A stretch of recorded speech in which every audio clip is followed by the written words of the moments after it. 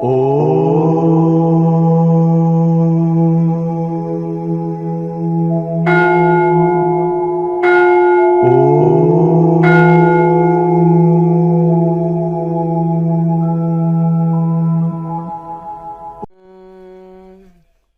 స్వరూపులైన KMC channel ప్రేక్షకులకి నమస్కారము.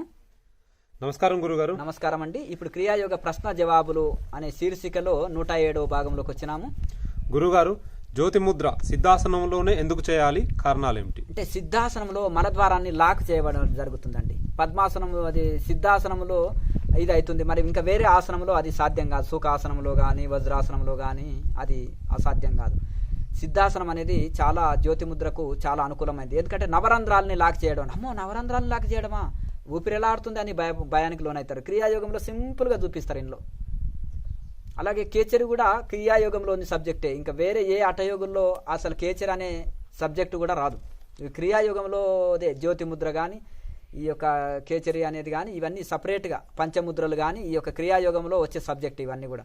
అయితే ఇది జ్యోతిముద్రలో ఈ యొక్క మనము మలద్వారాన్ని ఎడమ కాలు మడమ చేత లాక్ చేసి వేస్తాము. కుడి కాలు మడమని, కుడి పాదము మడమని లింగ స్థానంలో యూరినల్ని లాక్ చేస్తాము. రెండు లాక్ అయినాయి. ఇక వేళ్ళ ద్వారా ఇక్కడ ఉండే పైన ఉండే 7 2 ముక్కు రంధ్రాలు, 2 కళ్ళు 2 చెవులు, ఇవన్నీ 6 నోరు 7. ఈ 7 రంధ్రాలని పైన చేతి వేళ్ళ ద్వారా లాక్ చేస్తాం. ఎన్ని రంధ్రాలు? 7 అయిపోయాయి. కింద 2 పైన 7. ఈ 7టిని లాక్ చేసి వేయడం కనుక ఈ కింది 2 లాక్ చేయాలంటే సిద్ధాసనంనే సాధ్యం. ఎడమ మడము 2 పిర్రల సందును చక్కగా ఇట్లా నొక్కి పట్టేసి మలద్వారాన్ని లాక్ వేసి ఉండగలుగుతాం. అలాగే కుడి పాదం మడమని లింగం పైన లింగ స్థానంలో యూరినల్ పైన నొక్కి పడతాం కనుక ఇది చక్కగా మనం ఈ 2 రంధ్రాలు కింద లాక్ పడతాయి, పైన వేళ్ళ ద్వారా 7 రంధ్రాలని లాక్ చేస్తాం. కనుక అది జ్యోతిముద్ర సిద్ధాసనంలోనే పర్ఫెక్ట్ కుదురుతుంది. కనుక సిద్ధాసనమే ఇందులో సూచించడం జరిగింది. కాలు నొప్పి అనిపిస్తే తర్వాత ఆ ఆసనం ఈ ముద్ర వేసిన తర్వాత ధ్యానం చేసేటప్పుడు కాలు మార్చుకోవచ్చు. ఎక్కువ నొప్పి అనిపిస్తే మహాముద్ర ఒక సెట్ వేయచ్చు. కానీ ఈ జ్యోతిముద్ర మాత్రం సిద్ధాసనంలో ఉండి చేస్తేనే శాస్త్రీయము. గురుగారు, నాభిక్రియలో వ్రేళ్లను నాభిలో నొక్కి ఉంచుటకు గల కారణాలు ఏమిటి? అంటే నాభిలో లైట్గా నొక్కి పెడితే శరీరంలో 72,000 నాడుల కనెక్షన్ నాభిలో కలుస్తాయి. నాభి సెంటర్ పాయింట్ శరీరంలో. ఎందుకంటే తల్లి అంటే గర్భంలో ఉన్నప్పుడు గర్భస్థ శిశువు తల్లి గర్భంలో ఆ తల్లి ప్రేగు నుంచి ఈ యొక్క ఆహారం తీసుకుంటాడు. వాడు పుట్టంగానే పేగు కత్తరిస్తాడు, దాన్ని ముడి వేస్తారు, అది నాభిగా బెల్ బటన్గా మారిపోతుంది. అప్పుడు బయట ఆహారం శిశువు తీసుకోవాల్సిన పరిస్థితి వచ్చింది జన్మ తీసుకున్న తర్వాత. అయితే ఈ 72,000 నాడుల కనెక్షన్ ఉంటాయి కాబట్టి నాభి చక్రే కాయ వ్యూహ జ్ఞానం అని పతంజలి మహర్షి చెప్తారు. నాభి చక్రంలో దృష్టి పెట్టి ధ్యానిస్తే శరీర తత్వజ్ఞానం తెలుస్తుంది, సంపూర్ణ ఆరోగ్యం లభిస్తుందని పతంజలి మహర్షి చెప్తారు. కనుక ఈ నాభి చక్రంలో లైట్గా ప్రెస్ చేసే ప్రాణాయామకు, నాభి చక్రంలో ప్రెస్ చేయకుండా చేసే ప్రాణాయామకు మనం వైబ్రేషన్లో తేడా తెలుస్తుంది. ఆ వైబ్రేషన్ని శరీరం అంతా మనకు స్పష్టంగా కనిపిస్తుంది. నాభి చక్రంలో ఎక్కువ నొక్కి పట్టకుండా లైట్గా నాభి 2 బొటనెలని నాభిని నొక్కి పట్టి చేసే ఈ యొక్క నాభి క్రియ అంటారు దీన్ని. ఆ ప్రాణాయామంలో మనకు స్పష్టంగా తెలుస్తుంది. దానివల్ల సంపూర్ణ ఆరోగ్యము, నాడుల సమతుల్యత లభిస్తుంది. అందుకనే లైట్గా నాభిలో ప్రెస్ చేసి చేయమంటాము. నాభి క్రియలో బొటనెలని నాభిలో లైట్గా నొక్కి పట్టి చేయమంటాం. గురుగారు, సాధనలో శరీరం కదపవచ్చునా? శరీరం కదలొద్దు, కళ్ళు తెరవద్దు, ఆసనం మార్చుకోవచ్చు. కాళ్ళు నొప్పి అనిపిస్తే ఈ ఆసనం కింది పైకి, పై కాలు కిందికి, కింది కాలు పైకి మార్చుకోవచ్చు. కళ్ళు తెరిస్తే మళ్ళీ అంతర్ముఖంగానికే టైం పడుతుంది కొత్త వాళ్ళకి. పాత వాళ్ళకేమో అది కాదు, ఇది కానీ బాగా ధ్యానావస్థలో కళ్ళు తెరవాలనిపించదు. ఇంకా కొత్త వాళ్ళకు కళ్ళు తెరిచినాక మళ్ళీ అంతర్ముఖం కావడానికి టైం పడుతుంది. కనుక కళ్ళు తెరవనవసరం లేదు. సాధన అయిపోయిన దాకా కళ్ళు తెరవనక్కర్లేదు. ఇక ఒక నొప్పి మరీ ఎక్కువ నొప్పి అనిపిస్తే కాళ్ళు మహాముద్ర ఇంకొక సెట్ వేసుకోవచ్చు. కళ్ళు తెరవకుండా, శరీరం కదలకుండా సాధన చేయాలి. సాధన మొత్తం కూడా. గురుగారు, సిద్ధాసనం ప్రాముఖ్యత ఏమిటి? సిద్ధాసనంలో కూర్చుంటే కొంతమంది మహనీయులు సిద్ధాసనంలో 12 సంవత్సరాలు మౌనంగా ఉండి చక్కగా ఊరికే కూర్చొని ఋషులు అయిపోయినరు. రమణ మహర్షి ఏం చేయలే, ఊరికే సిద్ధాసనంలో కూర్చున్నాడు అంతర్ముఖమై, ఒక ఋషిగా మారిపోయాడు. కనుక మనం ఒకటి ఏంటంటే ఆయనకి ఏమైనా ఆలోచన వస్తే నేను ఎవరిని, నాకు ఎవరికి వచ్చింది ఆలోచన, మనసుని నేనా, అసలు ఎవరికి వచ్చింది ఆలోచన, ఈ మనసుని నేనా, శరీరాన్ని నేనా, ఇంద్రియాలు నేనా, ఇట్లా విచారణ, కన్ను నేను కాదు, చెవు నేను కాదు, ఇవన్నీ లేకుండా నేను ఆత్మ సమ్యక్ చైతన్యం. లాస్ట్కి ఏది మిగులుతుంది? చైతన్యమే కదా. చైతన్యం లేకపోతే ఈ శరీరము జడము కదా. శవం అవుతుంది. ఇంట్లో ప్రాణమే, ఆ ప్రాణం జీవాత్మ, అదే ఆత్మ, స్వయంగా నేను ఆత్మస్వరూపాన్ని అని తేలిపోతుంది బాగా విచారణ చేస్తే.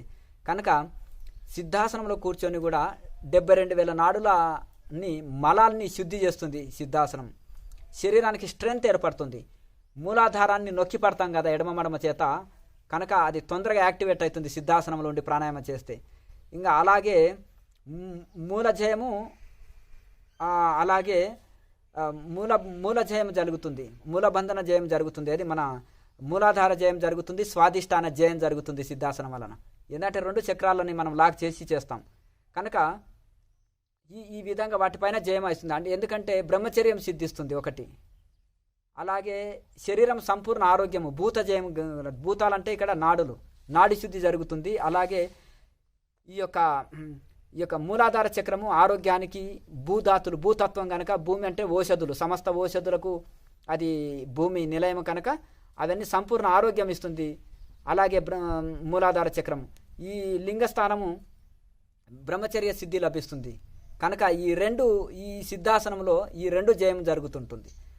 మనోబలము, ఆత్మవిశ్వాసం కలుగుతుంది. 1 గంట సేపు కదలకుండా సిద్ధాసనంలో ఎవరైతే కూర్చుంటారో అనంతమైన మనోబలము, అనంతమైన విశ్వాసము లభిస్తుంటుంది. శరీరం అంతా తేలికగా ఉంటుంది. 72,000 నాడుల మలాన్ని తీసేసి చంక మనోబలాన్ని, మనోధైర్యాన్ని ఇస్తుంది. అరణ్యాల్లో పులులు, సింహాల మధ్యలో గుహలో తపచేసే ఋషులకు మనోబలము, ఎంతో ఆత్మవిశ్వాసం కలుగుతుంది. ఇది చాలా సంపూర్ణ ఆరోగ్యానికి కూడా రహస్యము. కుండల్ని యాక్టివేట్ చేయడంలో కూడా చాలా అద్భుతంగా పనిచేస్తుంది. కనుక సిద్ధాసనం అనేది చాలా మెల్లమెల్లగా అభ్యాసం చేయండి. ఇక్కడ వచ్చేటోళ్ళు 60-70 ఏళ్ళ వృద్ధులు కూడా 5 నిమిషాలు కూర్చోలేని వాళ్ళు ఇప్పుడు 3 గంటలు కదలకుండా సిద్ధాసనంలో తపస్సు శక్తిని ఎట్లా పొందారు? అభ్యాసం, కూసు విద్య. కృషి ఉంటే ఋషులు అవుతారు. నాకు వల్ల కాదు, నేను చేత కాదు అనుకుంటే కుర్చీలో కూర్చుంటే అట్లే అభ్యాసం అవుతుంది. లేదు నేను చేయగలుగుతున్నాను 5 నిమిషాలు, 6 నిమిషాలు, ఇట్లా రోజు 1 నిమిషం పెంచుకుంటా పోయినా నెలకెంత వస్తుంది? 60 నిమిషాలు పెరుగుతుంది సాధన. అంటే 1 గంట పెరుగుతుంది. 3 నెలల లోపలనే 3 గంటలకు వస్తారు. మనకు తెలియకుండానే జరిగిపోతుంది. కనుక ఇంట్లో అలా నెమ్మదిగా పెంచుకుంటూ పోతుంటే శరీరము శక్తివంతంగా తయారవుతుంది. ఏ ఆసనంలో 3 గంటలు కదలకుండా కూర్చొని సాధన చేసి ఆసన సిద్ధి పొందుతాం. ఇంట్లో భయపడనక్కర్లేదు. రోజు అభ్యాసం చేస్తే ఎటువంటి వాళ్ళు కూడా, కుంటివాడు పర్వతాలు ఎక్కుతాడు, ఇంకా ఏదైనా చేయగలుగుతారు. మనం శరణాగతితోటి నిరంతర సాధన చేయండి, అద్భుతంగా ఆసన సిద్ధి కలుగుతుంది. చేయలేమని కాదు, ప్రతి ఒక్కరు చేయగలుగుతారు. కనుక సిద్ధాసనం అభ్యాసం చేయండి, చేయండి. ఓ గురువు కుర్చీలో కూర్చొని ధ్యానం నేర్పాడు అనుకో, శిష్యులందరూ కుర్చీలోనే కూర్చొని చేస్తారు. అప్పుడు 15 ఏళ్ళ ఆ కుర్రాడు కూడా కదలకుండా 6 గంటలన్నా కూర్చోవాలి కింద. ఆ కుర్రాడికి కూడా కుర్చీ అభ్యాసం అవుతుంది. ఎందుకు? యథా గురు తథా శిష్య. సరే గురువు పెద్ద వయసు, కాళ్ళు వంగవు, మరి శిష్యుడికి ఏమి? నాయన నేను ఏదో పెద్ద వయసు వచ్చింది, నువ్వు కింద కూర్చొని ఆసనంలో ఇలా కూర్చోవాలని నేర్పాలన్నమాట. అందుకే భగవద్గీత కంటే ఎక్కువ తెలియదు కదా మనకు. భగవద్గీతల సమకాయ, శిరోగ్రీవం, దారయన్న, చల స్థిరం, ఇవన్నీ ఎట్లా ఉంది చూడండి. దృష్టిని భూమధ్యలో పెట్టండి, స్థిరంగా కూర్చోండి, మేరుదండం నిటారుగా, ఇవన్నీ ఎందుకు చెప్పారు శ్లోకాలు ఉపనిషత్తుల్లో? అందుకని శాస్త్రీయం ఏ ఋషినన్నా కనుక్కోండి. ఒక పిచ్చివాడిలాగా కనిపించే అరణ్యాల్లో, గుహల్లో, హిమాలయాల్లో తపస్సు చేసే ఒక ఋషి కూడా ఉపనిషత్తు ప్రకారం సాధన చెప్తాడు, చేస్తాడు. కనుక మనం ఋషిని ఫాలో కావదాం. మన సొంత మైండ్ ప్రకారం వెళ్తే గురుముఖిగా ఉండాలి, మనముఖిగా ఉండొద్దు. మనసు చెప్పినట్టు నడుచుకుంటూ పెట్టాలని మనముఖి అంటారు. ప్రపంచంలో 90% అట్లే ఉన్నారు. ఎవరికి వాళ్ళు అవతార పురుషులు, ఎవరికి వాళ్ళు మహర్షులు. అలాగే గురుముఖి అంటే గురువు చెప్పినట్టు, శాస్త్రం చెప్పినట్టు నడిచే వాళ్ళు గురుముఖి. వీళ్ళు తొందరగా గమ్యం చేరుతారు. రైలు పెట్టెలను తాకి ఉంటే జడమైన డబ్బాలు కూడా గమ్యం చేరుతాయి సూపర్ ఫాస్ట్ ఎక్స్ప్రెస్కు. అలాగే ఉట్టి జడమైన డబ్బ గుంజుకోలిపోలేదు. ఓ జడమైన డబ్బ తగిలింటే గుంజుకొని వెళ్ళలేదు. అదే దానికి అటాచ్మెంట్ ఉండాలి, ఇంజన్కి అటాచ్మెంట్ ఉండాలి. అందుకనే ఒక మంచి సద్గురువు, ఒక మంచి ఆత్మజ్ఞాని అయిన తపస్సు చేసిన గురువుకు అటాచ్మెంట్ ఉంటే ఆయన మనకు అన్ని మార్గం చూపెట్టగలుగుతాడు. గురువు మార్గదర్శకుడే, శిష్యుడే ముందర అన్నం పెడితే తిని ఆకలి తీర్చుకోవాలి. గురువు చెప్పిన సాధన చేసి తరించాలి. అది మనకు మీ గురువు గారు మీరు సాధన చేయండి నాకు మోక్షం రావాలంటే కుదరదు. ఎందుకంటే అర్జునుడిని కూడా ఉదరే ఆత్మనాత్మానం అర్జున అన్నాడు కృష్ణ పరమాత్మ. పూర్వం ఋషులంతా కూడా, వశిష్ఠుడు అంత గొప్పవాడు ఉండి రాముని సాధనే చేయమన్నాడు. రాముడు శ్రీరామచంద్రుడు అంత గొప్పవాడైనా హనుమంతుని సాధనే చేయమన్నాడు. నాదబిందు కల లేని సాంఖ్య తారక అమనస్క యోగం అంటే ఏంటిది? ఎట్లా సమాధి స్థితి అందుకోవాలి, ఎలా లయయోగం అందుకోవాలి, ఎలా లయం చేయాలి మనసును అనేది రామాంజనేయ సంవాదంలో రాముడు 108 ఉపనిషత్తుల సారాన్ని ఎంత హనుమంతుడికి చెప్తారు. ఈ శుద్ధ వేదాంత యోగ శాస్త్రము. కనుక ఈ విధంగా భగవద్గీతలో, ఉత్తర గీతలో ఇదంతా ధ్యాన యోగం గురించే ఉంది. కనుక శాస్త్రీయంగా మనము ఇది చేయాలన్నమాట. శాస్త్రీయంగా చేస్తే, సిద్ధాసనములు చేస్తే అద్భుతమైన ఫలితం వస్తుందండి. గురుగారు, సాధన మధ్యలో కళ్ళు దేనికి తెరవరాదు? మళ్ళీ సాధనలో అంతర్ముఖం కావాలంటే కొత్త వాళ్ళకు టైం పడుతుంది. పాత వాళ్ళ నడుస్తూ కూడా ధ్యానావస్థలో ఉండగలుగుతారు. ఇప్పుడు తాగిన వాడికి రోజంతా నిశగా ఉంటుంది, ప్రతిసారి తాగనక్కర్లేదు. అలాగే నిరంతరం సాధన చేసిన ఋషికి ధ్యానం నుంచి వచ్చినా కానీ ఓ ఋషి తపస్సు చేసి మళ్ళీ వెళ్ళి తీర్థయాత్రలు వెళ్ళినా, ఒక 3 సంవత్సరాలు యాత్రలు చేసినా 3 సంవత్సరాలు కూడా దిగొద్దు. ఆ యొక్క నిశ ధ్యేయాకారమే కనిపించాలి. నాదబిందు కళల్ని దర్శనం చేసుకోగలుగుతాడు. ధ్యేయాకారమే ప్రపంచమంతా కనిపిస్తుంది, తన స్వస్వరూపం కంటే వేరు కనిపించదు. అంతటి నిశ ఉంది సమాధిలో. అందుకనే ఏకాంతంలో గేట్లు పెట్టుకొని కొన్ని సంవత్సరాల ప్రపంచాన్ని చూడకుండా, ఈ కళ్ళ ద్వారా ప్రపంచాన్ని కాదు, కూటస్థాన్ని చూడాలి, ఆజ్ఞ చక్రాన్ని. కళ్ళు మూసుకొనే ఉండాలి, మూసుకొని కూటస్థాన్ని చూస్తుండాలి. అందులోనే తన్మత్వం పొందాలి, అందులోనే భగవంతుని చూసుకోవాలి, అందులోనే ఆనందపడాలి, అందులోనే బ్రహ్మానందం. ఎవడి పిచ్చివాడికి ఆనందం, నా పిచ్చి నాకే ఆనందం. నువ్వు పిచ్చివాడివి కాకపోతే సైంటిస్టు కాలేవు, నువ్వు పిచ్చివాడివి కాకపోతే ఋషివి కాలేవు. అందుకని ప్రపంచంలో మేధావులంతా పిచ్చివాళ్ళలాగా కనిపిస్తారు. ఒక సైంటిస్టు పిచ్చివాళ్ళలాగా కనిపిస్తాడు. 4 గోడల మధ్యలో కొన్ని సంవత్సరాలు ఉంటేనే సైంటిస్ట్ కాగలుగుతాడు. అలంకరణ చేసుకోరు శరీరాన్ని ఎక్కువ ఋషులు.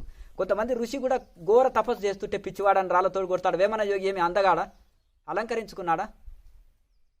లేదు కదండి, దూషించబడ్డాడు. దుమ్ము కొట్టిన శరీరంతో దిగంబరంగా ఉన్నాడు. ఇంకా గొప్ప గొప్ప అవధూతలు కూడా చూడండి, శరీరం మీద ధ్యాస ఉండదు, ప్రపంచంలో ఉంటుంది. వాళ్ళు పిచ్చివాడివి కాకపోతే ఋషివి కాలేడు. కానీ జనాల దృష్టిలో, జనాలకు ఇతను పిచ్చివాడు, ఇతని దృష్టిలో జనమంతా పిచ్చివాళ్ళు. సమాజంలో మమకారంలో బందీ అయిపోయి పిచ్చివాళ్ళు, ఈ పిచ్చి పట్టిందే వీళ్ళకి, ఎంత ఆశ పట్టింది, ఎంత పిచ్చి పట్టి వీళ్ళు అని ఆ ఋషి నవ్వుకుంటాడు. జాలి పొందుతాడు వీళ్ళని చూస్తే. అయ్యో ఈయనకి ఏమి లేదే, అడవుల్లో ఇంత కష్టాలు పడుతున్నాడు అవద్దు అని వాళ్ళు ఈయనని చూస్తే జాలి పొందుతారు. కానీ అతను బ్రహ్మానందంలో ఉంటాడు. వీళ్ళు ఇన్ని ఉండి ఏడుస్తుంటారు, వాళ్ళు ఏం లేకుండా ఆనందం ఉంటారు ఋషులు. కనుక ఆ విధంగా మనకు నిజమైన స్థితిని అందుకుంటే మనకు ఒక అతీతంలో ఇంద్రియాల మీద ధ్యాస ఉండదు. నేను ఒక పిచ్చివాణ్ణి నాయన, నాకేం తెలియదు, ఏదో ఋషి అంటున్నారు అంటారు రామకృష్ణ పరమహంస. ఎప్పుడు వస్త్రాలు ఊడిపోయేది తెలియదు నాయన నాకు అంటారు. అంటే దేహస్థితిలో ఉండరు, ఆత్మస్థితిలో. అందుకని శరీరానికి రోగాల పుట్టైనా పట్టించుకోరు ఋషులు. పక్కన శిష్యులకు జాలిగా అనిపిస్తుంది. అంటే దేహస్థితిలో ఉండరు, ఆత్మస్థితిలో ఉంటారు. మత్తు ఇంజెక్షన్ ఇచ్చిన వాడికి శరీర ధ్యాస తెలియదు, ఆపరేషన్ చేసిన. అలాగే అతీత స్థితిలో ఉన్న ఋషికి ఈ ప్రాపంచికమైన దుఃఖాలు తెలియజాలవు. సూర్యుడి ముందర దీప ప్రభావం నడవదు, వాళ్ళకు కూడా కర్మ ప్రభావం కనిపించదు బ్రహ్మవేత్తలకి. కనుక ఇక మనము నిరంతరము ఆ స్థితిని అందుకోవడానికి ప్రయత్నం చేయాలి. గురుగారు, ఋషికి, మునికి, యోగికి తేడా ఏమిటి? ఋషి అన్న, ముని అన్న అంటే ఎక్కువ యోగ సాధనని చేసి సమాధి స్థితి అందుకునే వాళ్ళనేమో యోగి అంటున్నారు. ఎక్కువ మౌనాలు పట్టి, జీవితాంతము మౌనాలు పట్టి ఆది చేసిన వాళ్ళనేమో మౌని అంటున్నారు. ఋషి అంటే తపస్సు చేసి చేసి చేసి ఒక మహర్షిత్వము పొందాడు. సమాధి స్థితి అందుకున్న తర్వాత ఒక మహాఋషి అంటే మానవులకు గురువు, దేవర్షి అంటే దేవతల గురువు, బ్రహ్మర్షి అంటే బ్రహ్మతో సమానుడు అని ఇట్లా ఆ స్థాయిని బట్టి డిగ్రీ లాంటివి ఇవి. యోగి అన్న, సన్యాసి అన్న, గుణాతీతుడన్నా, స్థితప్రజ్ఞుడన్నా, గుణాతీతుడన్నా, అలాగే జ్ఞాని అన్న, సన్యాసి అన్న, రకరకాల పేర్లతో భగవద్గీతలో సంబోధించడం జరిగింది. ఈ అంతా ఒకటే స్థితి అండి. మార్చి మార్చి చెప్పారంతే, పర్యాయ పదాలు ఇవన్నీ కూడా. కానీ ఇప్పుడు నారదుడు ఉన్నాడు, భక్తుడే అంటాడు. ఆయన పరమయోగి. ఎట్లా యోగి మీరు అంటున్నారని అడగొచ్చు. మరి సనకసనందనుల శిష్యుడండి, సనత్ కుమారుని శిష్యుడు. మరి ఆయన సృష్టిలో పూర్వయోగులు కదా వాళ్ళు, ఎప్పుడు 16 ఏళ్ళ వాళ్ళే. మరి పూర్వయోగి శిష్యుడు యోగి అవుతాడు కదా. గొప్ప గొప్ప సంకీర్తనకారులు కూడా, త్యాగరాజు, వీళ్ళంతా కూడా ఇంకా గొప్ప గొప్ప వాళ్ళు. యోగాభ్యాసం కూడా ఉంది ఇక్కడ. గొప్ప గొప్ప వాళ్ళు వెంకటదాస్, కృష్ణదాసు, హనుమదాస్ అని గొప్ప ఋషులు ఉన్నారు వాళ్ళు, బ్రహ్మం గారు, ఇటువంటి వాళ్ళు అంతే గొప్ప యోగులు, సంకీర్తనకారులు. భక్తివి ఎన్నో రాశారు వీళ్ళు, కానీ లోపల యోగాన్ని అనుభవించారు. యోగాన్ని బయటికి తీసుకురా ఎక్కువ హైలైట్ చేయలేదు, భక్తిని ఎక్కువ హైలైట్ చేసి రహస్యంగా లోపల యోగాన్ని చేశారు వీళ్ళు. అంటే అందుకని వీళ్ళు భక్తి యోగులు అంటున్నారు. అంటే వీళ్ళని భక్తులు అన్నమాట అని అంటారు. భక్తి యోగులు అని మేము అంటాం. ఎక్కువ ధ్యానమే చేస్తూ చేస్తూ ఆ స్థితిని అందుకున్న వాళ్ళు ధ్యాన యోగులు అంటారు. యోగులు అంటే కేవలం యోగాభ్యాసాన్ని నమ్ముకొని సమాధి స్థితిని అందుకున్న వాళ్ళని యోగులు అంటారు.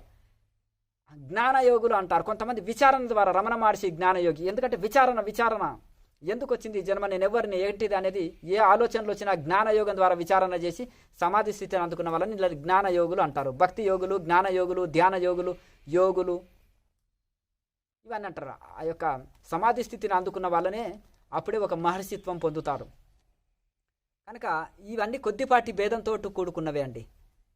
అట్లా అంటే యోగ మార్గంలో మొత్తానికి వెళ్ళిన వాళ్ళని యోగులు అంటున్నారు. విచారణ యోగ మార్గం ఉండి మళ్ళీ విచారణ మార్గాన్ని ఎక్కువ అనుసరించిన వాళ్ళని జ్ఞాన యోగులు అంటున్నారు. అట్లాగే ఇంత కొంత యోగ మార్గాన్ని కొంత చేసి మళ్ళీ ధ్యాన యోగం నిరంతరం చేసే వాళ్ళని ధ్యాన యోగులు. అట్లా ఈ యొక్క వేదాంత విచారణ ద్వారా, వేదాంతం చదివి వేదాంత విచారణ ద్వారా మనసుని ఇంద్రియాలని అదుపులో తెచ్చుకొని శరీరాన్ని మనసును ఆధీనంలో పెట్టుకొని ధ్యాన యోగం చేసే వాళ్ళని వీళ్ళ జ్ఞాన యోగులు అంటారు. విచారణ కాదు, విచారణతోటి ఆ స్థితిని అందుకున్న వాళ్ళు. కానీ కొద్దిపాటి భేదంతో ఇవి ఉంటాయి, అంతా ఒకటే స్థితి. లోకా సమస్త సుఖినో భవంతు. ఓం